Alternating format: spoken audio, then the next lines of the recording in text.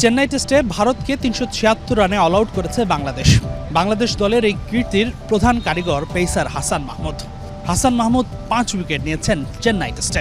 এই ৫ উইকেট নেবার ফলে বেশ কিছু নতুন কীর্তি করেছেন হাসান। প্রথম বাংলাদেশি পেসার হিসেবে ভারতের মাটিতে টেস্ট খেলে এক ইনিংসে ৫ উইকেট নেবার কীর্তি করেছেন লক্ষ্মীপুরের এই পেসার। সেই সাথে প্রথম বাংলাদেশি হিসেবে টেস্টে ২ ইনিংসে পরপর 5 নেয়া ক্রিকেটার এখন হাসান মাহমুদ।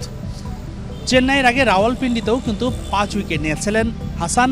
তাই তো প্রথম বাংলাদেশি পেসার হিসেবে পরপর ২ ইনিংসে ২ বার 5 মারা ক্রিকেটার এখন এই হাসান। আরও একটি কীর্তি করেছেন হাসান। চেন্নাইয়ের চিপকের এই চিদম্বরম স্টেডিয়ামে কিন্তু ১১ বছর পর কোনো পেসার হিসেবে 5 নিলেন হাসান শুধু ৫টি উইকেটে নেয়নি, কিন্তু সেই উইকেটগুলো কার সেটি একবার মনে করে দেখুন। রোহিত শর্মাকে দিয়ে শুরু, এরপর শুভমান গিল, ঋষভ পান্ত, বিরাট কোহলি এবং সবশেষ জসপ্রীত বুমরার উইকেট নিয়েছেন হাসান।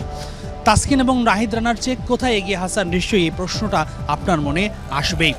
গতিতে কিন্তু নাহিদ রানার চেয়ে অনেকটাই পিছিয়ে হাসান, তাসকিনের চেয়েও কিছুটা পিছিয়ে, কিন্তু হাসান যেখানে এগিয়ে সেটা হলো সুইং। দুর্দান্তভাবে দুদিকেই তিনি সুইং করাতে পারেন।